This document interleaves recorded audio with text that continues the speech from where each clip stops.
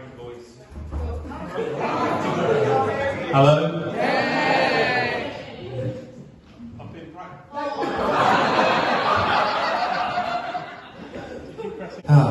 okay, well thanks for your patience.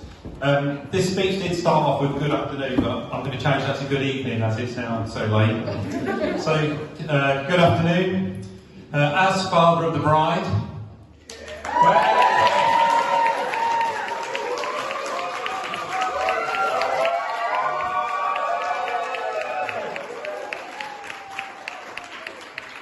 I was getting worried there. I thought, so I'd like to formally welcome you here today to celebrate this very special occasion with Emily and Graham. It's very much appreciated, the efforts everyone has made to be here. I know a lot of you have travelled far and wide to make this such a memorable and enjoyable day.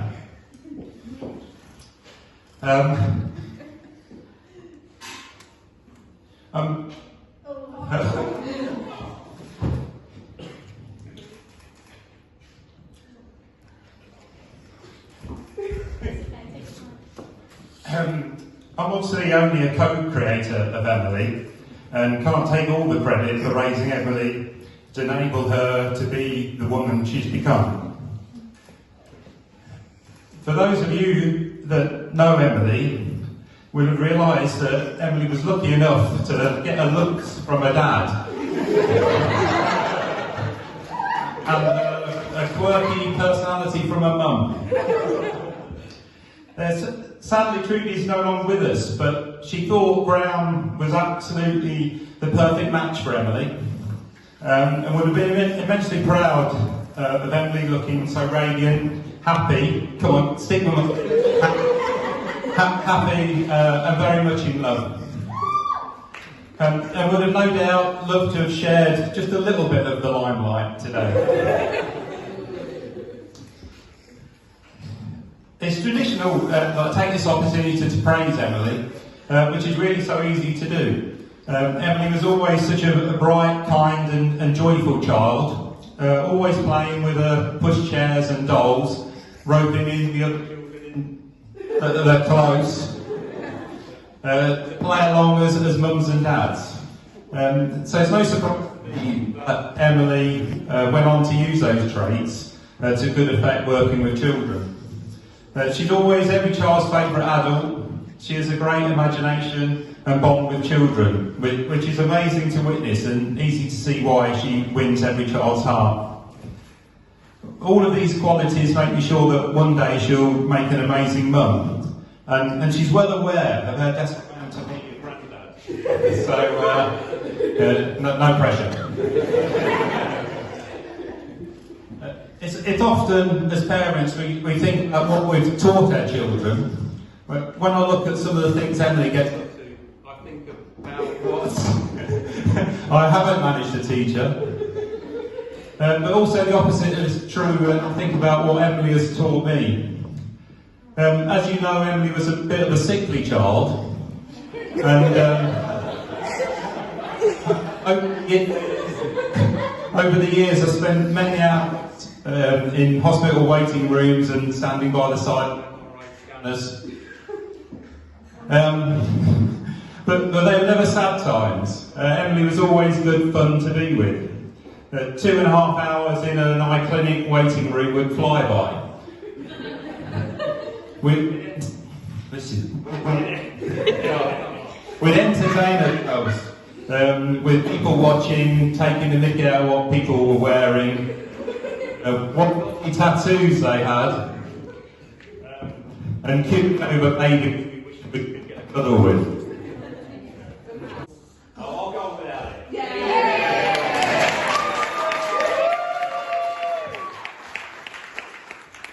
That's really messed up my flow now.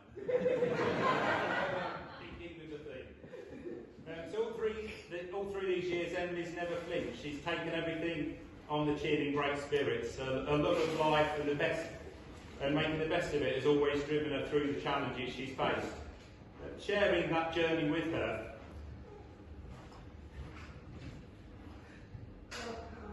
has left me with admiration for her resilience and positive outlook. And when I'm ever having self-doubts, I often think of that brave teenager and young woman who took everything in her stride and say that I should be more like Emily. Emily has taught me to be more fearless.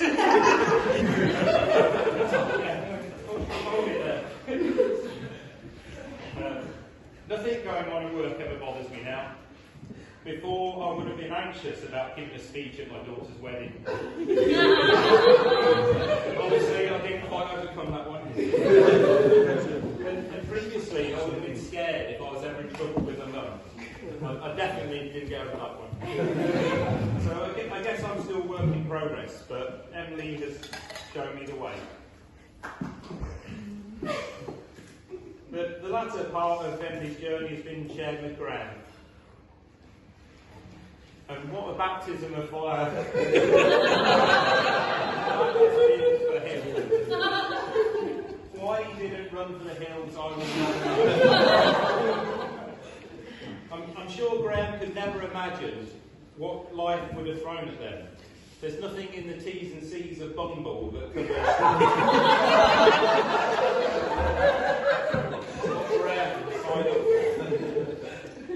Emily having hair, then not having hair. Not owning a dog, not even wanting a dog. Ending up with a dog. And creating 11 frozen eggy babies. From day one, Graham's love for Emily has shone through. Everyone loves love, and whenever you are in the same room as them, you can't help but feel and notice the love they have for each other. Oh, this is a good bit.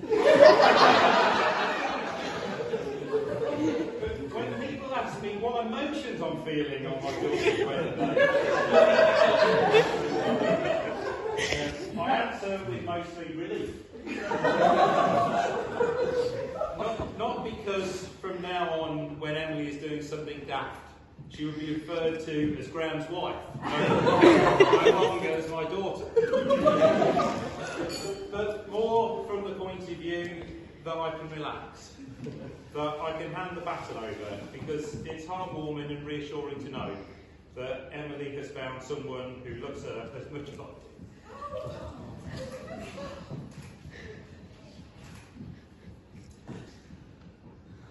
Supports her and puts her first every single day.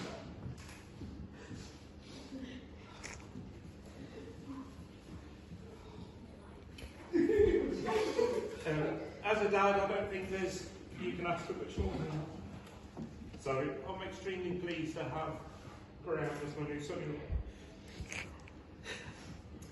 Graham, welcome to our family. Not that you really nailed it at this stage. And an equally big thank you to Graham's family for adopting Emily and supporting you both as you start this journey together. So, luckily for you lot, that just leaves me with one task. To ask you to be upstanding to join me in a toast, please.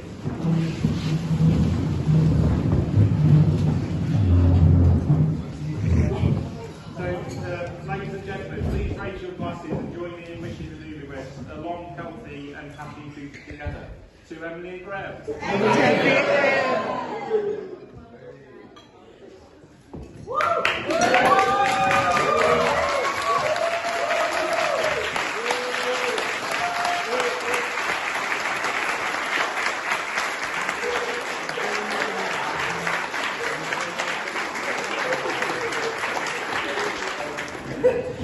I'm sorry about Graham trying to speak. I knew that would be hard to follow, but thank you. I'd just like to start by saying that I'm really glad that you could all make it. Everyone here is important to us. So, on behalf of my wife and myself,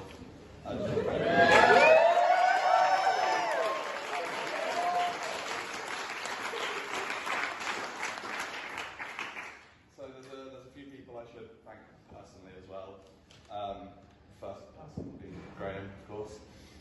Thank you for all you've contributed for making this day special.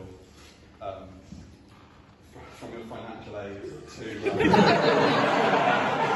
lunch and the agreement to any DIY wins. I know that we both really appreciate all you've done. So thank you. I'd also like to thank my mum, Christina, she's here too, for everything she's done. Thank you for your contributions. And thank you for letting us live with you when we saved up for our own house.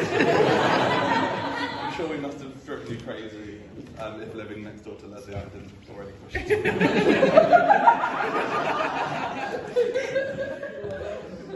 There's another two people I'd like to thank who aren't here. My dad, Graham, and his mum, Trudy. I know they'd both be very proud of us.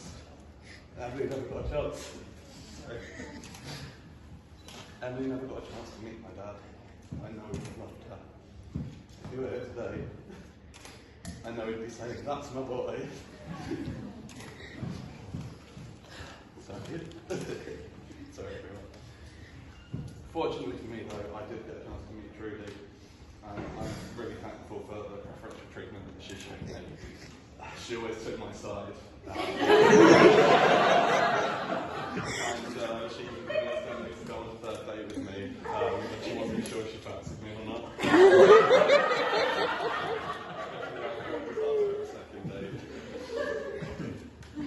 The next people I'd like to thank are Hannah and Leslie, my sisters, for being witnesses today. I was actually a witness at Leslie's wedding to Ryan, so that meant a lot to me that I was able to include her in that same role. The next person I'd like to thank is Alan over here, Uncle Alan, for making the cake. We're really grateful. Thank you for all the hard work to do that. I'm looking forward to eating some of it. Just need to make sure I get there before Bradley, or it might not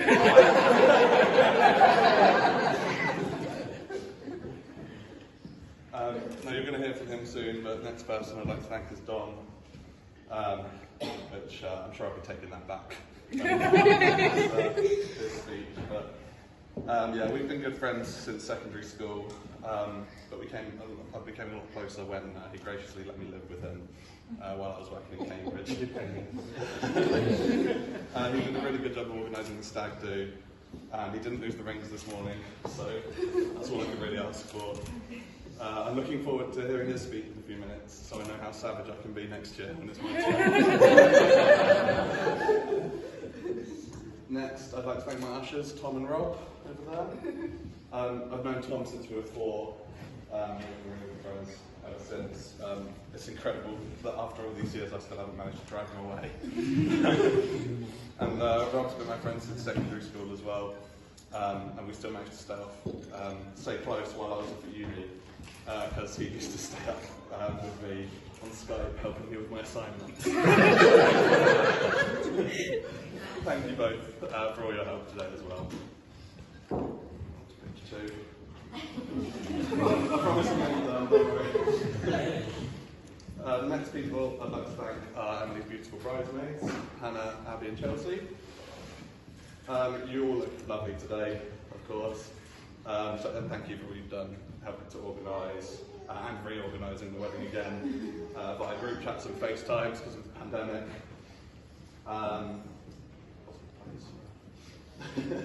You organised Emily's hen do as well, and you somehow managed to keep her sane throughout the whole process of getting all the dress alterations done. So, yeah. Do you have any tips for me, by the way? I don't seem to crack that yet. But yeah, you've all done very well today, so thank you very much. Finally, we can forget my amazing wife family.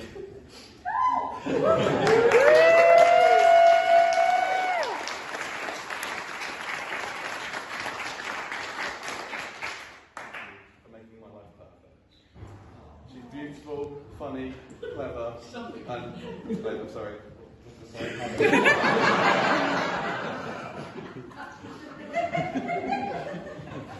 I know this sounds cheesy, but I knew I wanted to marry Emily when I realised that I finally understood what the love songs were talking about. A lot of people struggled with all the lockdowns in the past few years, but I really didn't mind because I got to spend every day and every minute with the love of my life and my best friend. think if we're not sick of each other right now, we never will. So that's all I have, so please, will you all join me in raising a glass to my beautiful wife, Emily.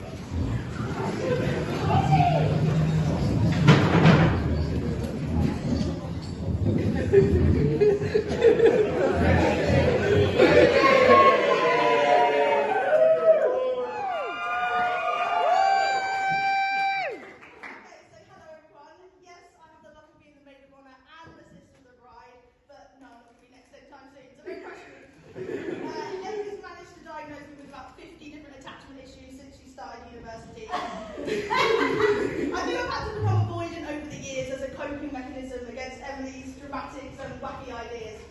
Like when I was called to her room, when she decided it was a good idea to paint the whole sole of her foot in red lipstick, and then she panicked because she didn't know how to get to the bathroom to wash it off. That ended in a size 8 footprint on the floor and 3 bottles of carpet cleaner later. I'm so glad Graham has to put up with these lapses in judgment now. No matter what though, Emily always manages to fill the room with laughter. It's either with her or at her, but it certainly makes the room brighter. She's been such a warrior over the years, and I've always felt the need to look after her. But I'm really happy to share that job with Graham now, and I know he would do anything for her. He might not get it right, or do those suspicious things I would.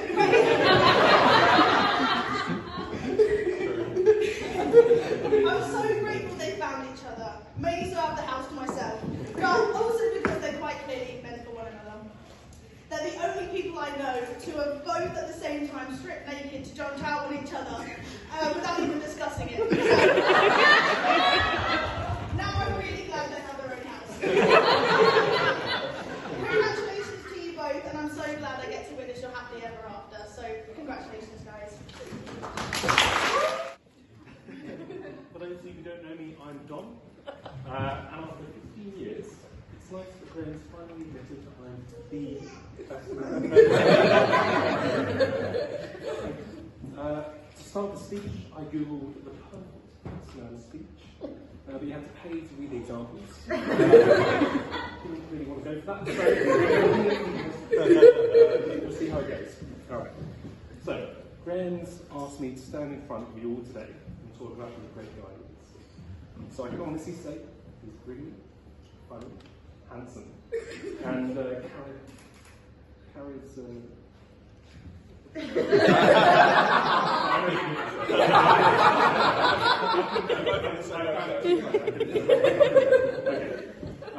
I hope you've all had a lovely time so far and continue to have a good day the rest of the evening.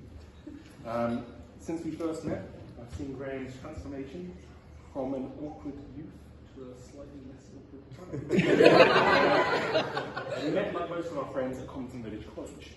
I think as the 2 tallest guys in the social area, it's quite hard to miss each other.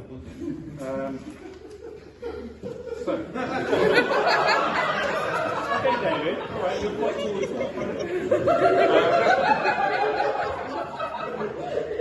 Should we not write the mention? Our friends have always been a tight-knit group of guys. And Graham was easily the most bearable of the lot. Back then, it's mostly that we shared a similar sense of humour, so usually involving silly voices, fart jokes, very childish overall, much to the dismay of our history teacher. And things haven't really changed much since then, much to the dismay of Emily. After secondary school, we went, so Graham and the rest of the guys went to Hills Road Sixth Form, and I went to Long Road because I was the smart one.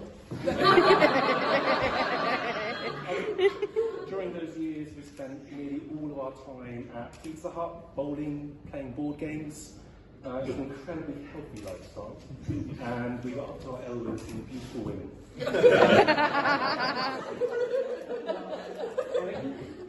Thinking back, Graham realised quite how dire the situation was, and after that he decided to move as far away from us as possible, and went to university in Plymouth, on the other side of the country, where he spent most of his drunk nights running around and pretending he was a taxi when he couldn't get a real one, all the red lights in the middle of the road, beeping his horn with the locals.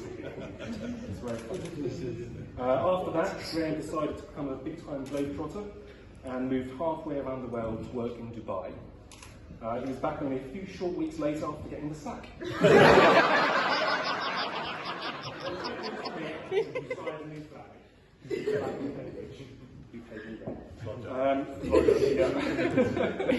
So when Graham first met Emily, he managed to seal the deal on their second date by spending the night with her in a police station. If that's not true romance, I don't know what it is. But yeah, from then on out, I think Emily became a regular visitor, and after spending so much time in their company over the years, I can say that they're both still sickeningly in love with each other. No, really though, these two come as a package deal, so much so that Lydia and I have started simply referring to them as Graham. I know, it's so nice. So after our stag do, we were talking the next morning about how much we enjoyed it and how well I organised it. And Graham said the only thing that would have made it better is if Emily was there to enjoy it with him. And that was very So, Graham, it's been an honour and a privilege being your best man. You're incredibly lucky to be marrying Emily. It's looking absolutely beautiful today. And in doing so, you've found someone loving, caring and smart. And Emily, you found Graham. I wish the two of you a long and happy marriage together with lots of love and laughter. So, if everybody could please stand and raise your beautiful bride and groom. To Emily.